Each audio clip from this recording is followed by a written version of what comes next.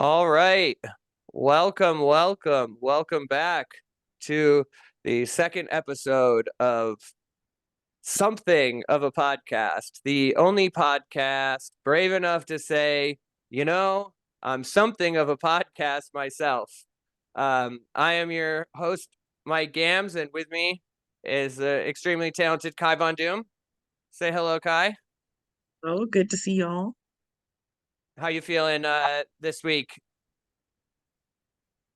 Yeah, I'm feeling good. It's Black History Month, so I got my Black Panther shirt on. I'm ready Oh, to go. nice. I not nice. That's tight. Um, yeah, I will try to keep my Black History Month microaggressions to a minimum this week. I think I was in the double digits last week, so we'll try to scale that back a little bit. Yeah. Um, I wanted to. There was a couple things that I wanted to bring up from last week. I wanted to follow up about. I was thinking more about Saturday Night Live and our conversation about it, and I think one point that I definitely forgot to mention or we didn't bring up about the whole Nikki Haley situation. It's not just that she was there and we're platforming this fascist on Saturday Night Live, but it's also Saturday Night Live is a show where like comedians play these characters, and by having Nikki Haley on the show, you're taking a role away from a Desi woman, an Indian woman, a Pakistani woman, someone that could play that part, which they do not have anyone like that on staff at Saturday Night Live. And I believe the last time she was on the show, she was played by Heidi Gardner, who's very funny, very talented white lady. Um, Played Nikki Haley, and just like with Joe Biden, they brought in Jim Carrey for a while, or Alec Baldwin, or all these different people. They could bring in outside guests to play characters. They could have brought in somebody to play Nikki Haley and done that same exact sketch without her there and making fun of her instead of platforming her, and also elevating a another comedian from uh from that group that's not even represented on the show at all. Um, Yeah, that's a good point that I hadn't thought of. It's like they're whitewashing her exactly the way she wants to be whitewashed, to be honest. right, because it's not really you can't satirize somebody while they're doing the satirizing. Like it's you. I mean, there's self parody or self satirizing, but that's not what was like going on there. And it shouldn't be. We shouldn't be giving the comedic platform to politicians. I would be just as mad if Joe Biden came out and played himself. I would think it's just as big a part of a problem.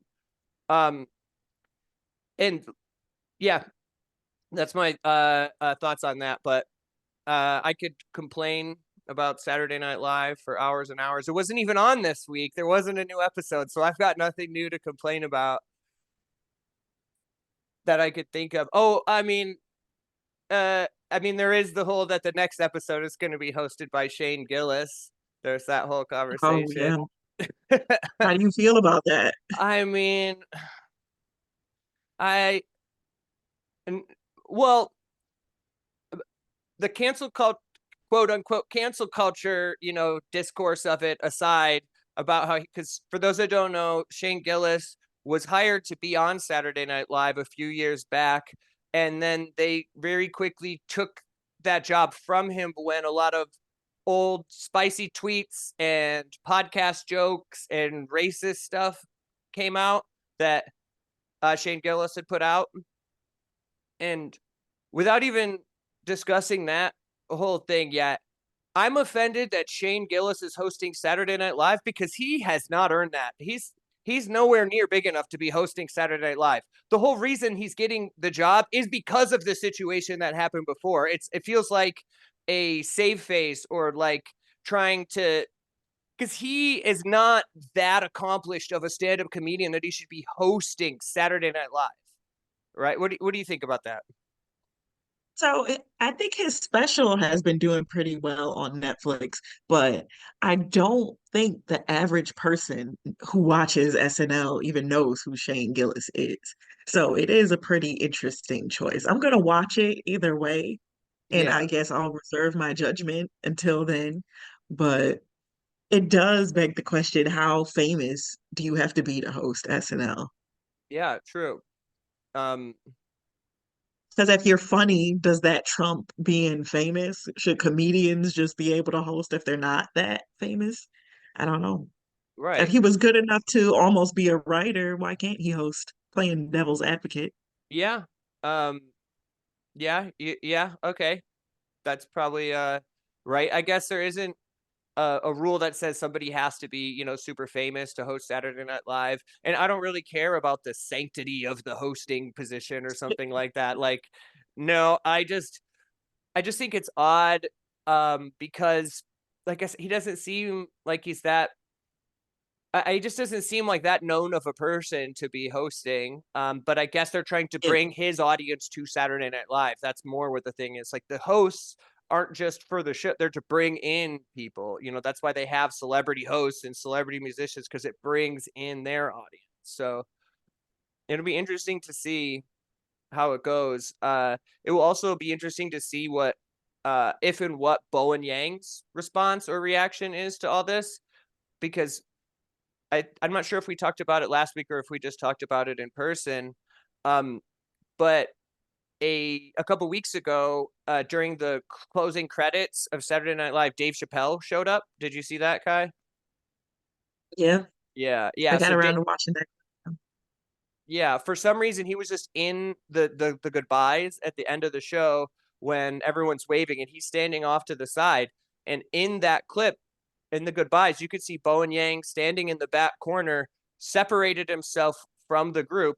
Then Sarah Squirm like comes up to him, and you could see he says something to her, and she shoots her head over to like look over there and sees Dave Chappelle, and then sort of gives Bowen Yang kind of like a side hug, kind of thing.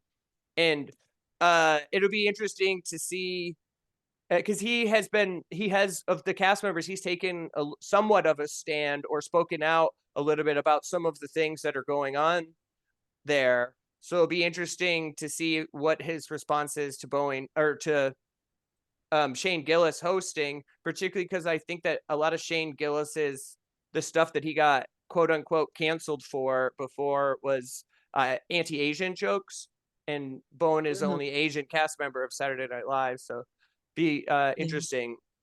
And they put it's putting it's going to be interesting to see his response, but he also shouldn't be put in that position.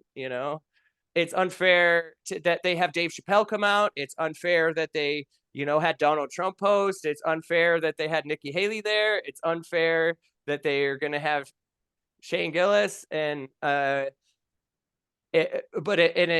the cast members basically have to co-sign on that or risk their job, which um, I always say that like comedy careerism is a brain disease, meaning that like people will uh they the your comedy career being the like most important thing or like, oh, you have to stay silent because you lose your job on Saturday Night Live. Well, is it that important? Comedy's not that important, but somehow people always put their career first quite often. That's how they get to there. But I digress. Here I am complaining about Saturday Night Live for 10 minutes straight again to open up this episode. Um, what about you? What's on your mind? Do you have anything you want to talk about, Kai? Um, Put me on the spot. I Not to don't put know. you on the spot, but to put you on the spot. It's okay if you don't. I've just been watching Love is Blind. And I have you see. seen the show? I've never watched Love is Blind, but I've heard a lot about it. Tell me about So the it. con yeah. So the concept of it, I don't know if you know or not, but it's like there's people who are going on like these speed dating rounds almost, where they're sitting in separate rooms. They're just separated by a wall. They can't see each other. They have no idea what the other person looks like. Allegedly don't know each other's races, but I mean, you could tell. You could tell other people's races. So, Wait, you think you could tell I they're would be date. white from my voice and the things I say? Oh Could you yeah, tell? Oh, really? Is it that obvious? 100%. All right, go on. I didn't mean So, to cut you off. which yeah. So, um, I guess at the end they get engaged, and then once they're Oh, engaged to each other, that's when they are allowed to see what the other person looks like. I see. But these So are all this people on season, TV. They're all good looking, right? Generally, or do they got some uggos? there's been a few ugly ones, but they're mostly they're mostly pretty good looking. Yeah. But that brings me to the thing I wanted to discuss about this season. So there's a guy on there named Jimmy. He's torn between two women that he's kind of dating at the same time. One is a single mother. The other one, she's kind of, he's not connected as much to her, but she doesn't have any kids, you know? I So see. that gives her an advantage. And so the single mother, he breaks up with her in favor of the other girl. Now, all the girls know what each other looks like. The single I mother see. is more conventionally attractive than I the other see. girl. So the other girl, she tells the guy, I look just like Megan Fox, to try to sway him from I see. dating the Well, Megan single Fox mother. doesn't even look like Megan Fox, but that's a whole other thing. Yeah, exactly. So later in the season, once she's revealed to him, he goes, this woman lied to me. She doesn't look anything like Megan Fox. I feel betrayed. Oh my God. That's the whole point of the show. Love is Yeah. Blind is the name of it, pal. What does this guy look like? Oh, he's so ugly. Oh, really? He What kind look of ugly? Yeah, he looks like a thumb, I would say. Oh, a thumb ugly. I know the type. Yeah, Yeah. there's a lot of thumb uglies, you know. Does he look like he could And be a cop? oh yeah, he has the Yeah, okay. cop haircut, like blue eyes. Yep. And so watching the show, just after hearing that concept, would you ever participate in a show like this? Or how do you feel about reality shows in general? Would I participate in a show like this? I mean, probably because I have no shame and like, but I wouldn't take it that serious. I mean, for the same reason, like I said before, comedy careerism is a brain disease, which would be why I would do a show like this because I also have some degree of that disease. So I would do it just for to be on TV, probably, which is what most reality Yeah. people do. Oh yeah. I always wanted to be on a reality show, but I always wanted to be on a show where I could play a villain. But if I was Mm, on this show, Love is Blind, I would have to be like the sweetheart that everyone loves. And I'm just like the funny goofball. And I I would like see. I honestly would make myself look uglier when the person meets me, like make sure I'm not wearing makeup, my hair is looking a mess. So then they could be all disappointed and have America on my side and say, we love her the way she is. You don't respect the Mm-hmm. show and like get fans that way. I think that's the way to do it, I honestly. see. Yeah, that is pretty good. So I am in favor of that. Let's get Kai on Love is Blind the next season. It is your path to superstardom. Next thing you know, you'll be hosting Saturday Night Live. Yeah, exactly. um, so Me if you and watch, Shane Gillis. yeah, you and Shane Gillis, you could co-host it together, you know, and Dave Chappelle can be your musical guest or something. I don't know. Oh boy. No, I haven't been watching Love is Blind. I've been watching Curb Your Enthusiasm though. That's my like one of my all-time favorite shows and it's just as good as ever. I love Larry David. He's one of the funniest humans ever, I think, but Oh yeah, I need to watch the third episode. I only watched the first two episodes. oh, okay, yeah, it just came out last. We're recording on Monday, so it just came out last night. I happened to catch it last night, but it's good. Yeah, I've been enjoying it. JB Smoove is fantastic as always. But yeah, I figured it's good to talk about some stuff we like too, instead of just being like, this show, SNL is terrible, and other shows. I have plenty of other shows that I hate watch too, and they're all comedy related in one way or another. But yeah.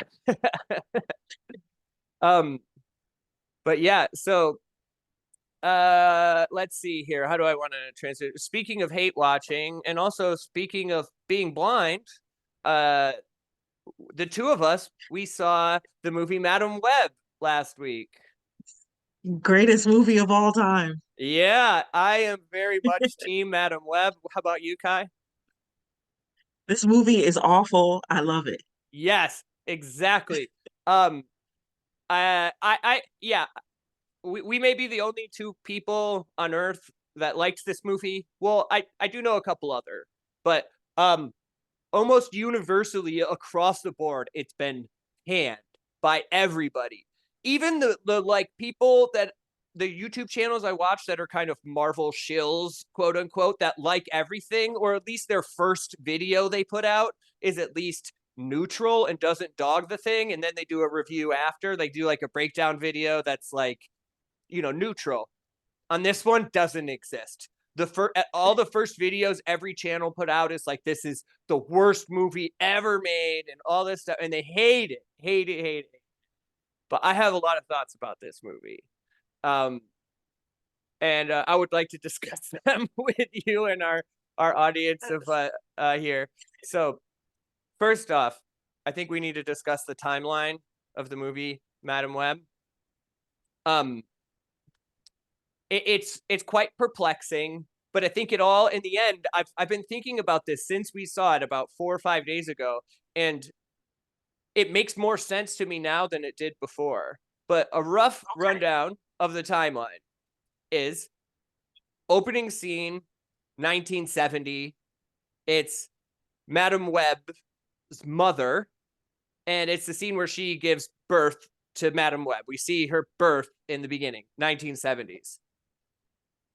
Now, flash to 2003, which is where 95% of this movie takes place. 2003. You remember 2003? What were you doing in 2003? Were you in high school or were you out?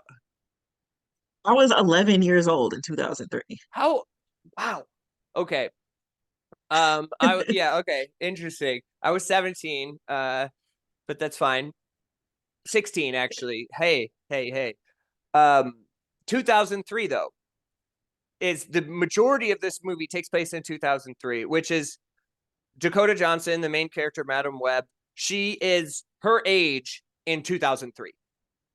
The main antagonist was his age in 1970, or maybe a little bit less. He's been aged up to 2003. And the other three main characters of this movie, Anya Corazon, who we talked about last week, uh, Julia Carpenter, who's Sydney Sweeney's character, and hold on, terrible for me in Black History Month to forget the black character's name. It was Maddie. Maddie, that's it. It was Maddie Franklin. They're all supposed to be future Spider Women, and they have all been aged down 10 years in 2003, right? It doesn't make, okay, so 2003, that's 20 years ago. Our main character, those other three main characters were aged down to be late teenagers, even though they're in their mid 20s. They were dropped down about 10 years. And a dream in this movie takes place in maybe 2010. I don't know. That's like in a dream that takes place in the future. Those three Spider Women characters, that's their appropriate age, right? That's of the actresses. Makes no sense at all. um, and so the end of the movie, it does actually jump to, I think, about then. I still think we're about 10 years behind where we are now, which it would make sense. So if Madam Web is Dakota Johnson in 2003, that means 20 years later, she'd be an old lady with gray hair. Not old, but in her 50s, older, Yeah. like Madam Web is supposed to be. To have your other three main characters like they're in a Steve Buscemi, hey, how you doing, fellow kids costume for the whole movie to try to age down? Absurd. But what I've realized, Kai, this movie takes place in 2003, right? And it feels like a movie made in 2003. And I Yes. think that maybe Oh, was that's on the point I purpose. was gonna make. Yeah. Yeah, okay, good. You feel that way too? It feels like a 2003 superhero movie. So I think what what I love about the Sony verse is that their movies feel so nostalgic to when superhero movies first hit their stride. So like the Sam Raimi Spider-Man era. So that would be like the early Right. 2000s. And so when it comes to the quality of the script, the quality of the acting, like back then superhero movies were not taken seriously. They were seen for either kids or people who liked comic books. So they could just be absurd and have plot holes and corny dialogue. And I Right. feel like the Sony movies are still stuck in that era, but in a way that for me feels very nostalgic. So Madam Web feels like something I would have been watching in the theater when I was 11 in 2003. And Yes, that's one of the exactly. things I loved about it. Yeah, it felt like yeah, it was I did like that about it a lot. Um I will say my thoughts though is okay, so last week I said Anya Corazon was one of my favorite Spider-Man characters, not Peter Parker, and I was excited she was in the movie. And if you remember, those at home or those watching a video can see I'm holding up my Anya Corazon action figure. And if you are watching this video, you just saw Anya Corazon in her Spider Girl costume for longer than she is in the entire movie. For some That reason, is the one thing that pissed me off. the dream, the aforementioned dream, which is in the first act, it's in the first 10, 20 minutes of the movie. And the after the movie's over and they're just about to do the end credits and they're showing the future, the glimpse of a future like they do in movies, like at the end, has her in her costume.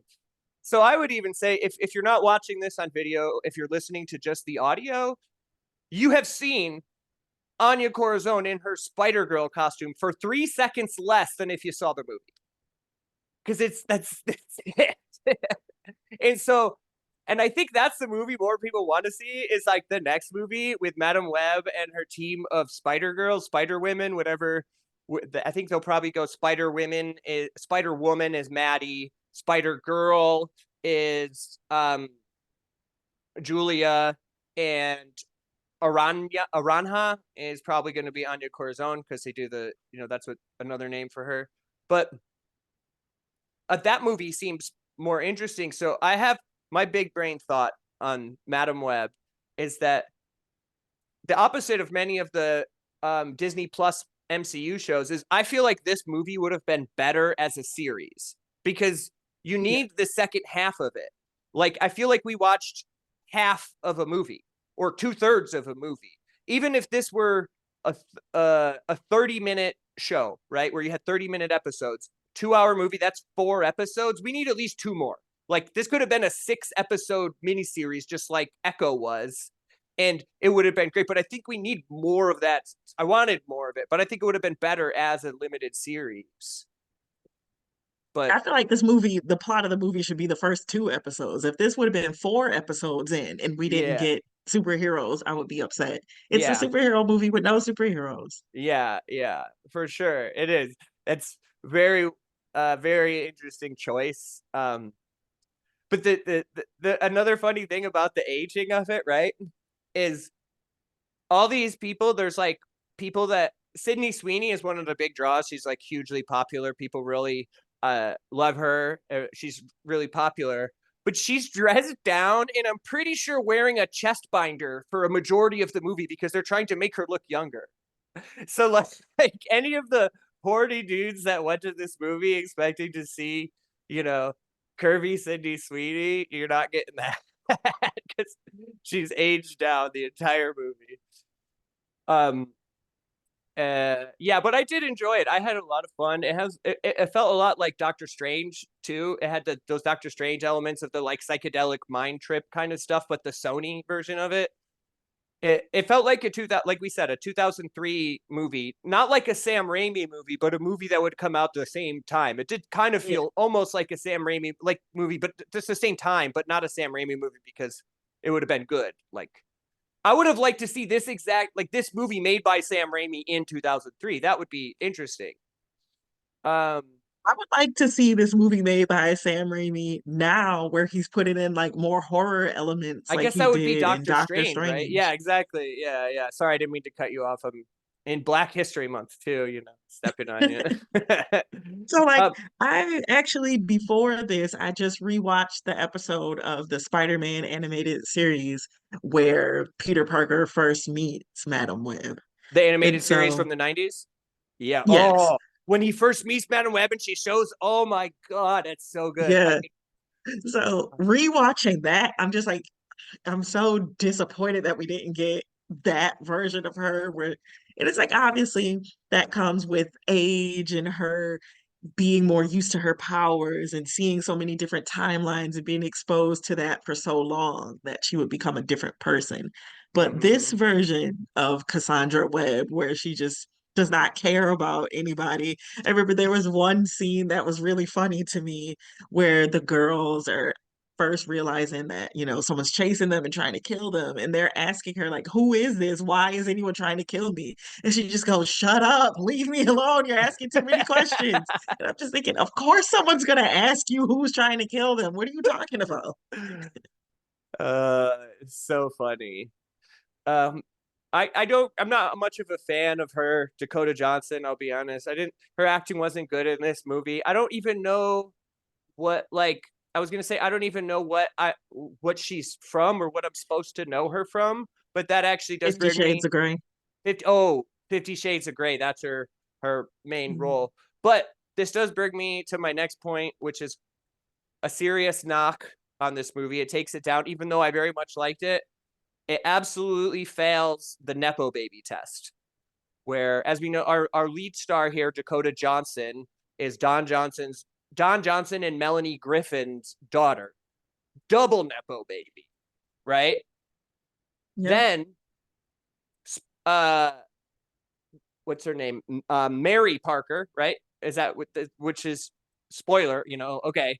But Mary Parker is played by Emma Roberts, you know, Yep. Eric Roberts' son or Eric Roberts' daughter and Julia Roberts' niece. And then, oh, uh, to add one more layer, I got to remember. Oh, it's not Emma Roberts. It's So Emma Roberts plays that character, and I can't remember which character she plays. Wait, I'm getting these two mixed up. So, do you know who Zosha Mamet is Yeah. from Girls, right? Yep.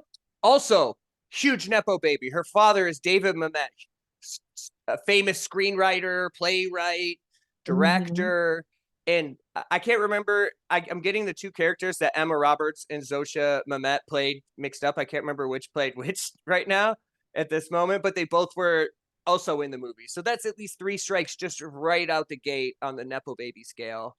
So that's throw it right out the window. But yeah, but I think anything is gonna fail the nepo baby test. To be honest, That's true. basically everything that comes out fails that test.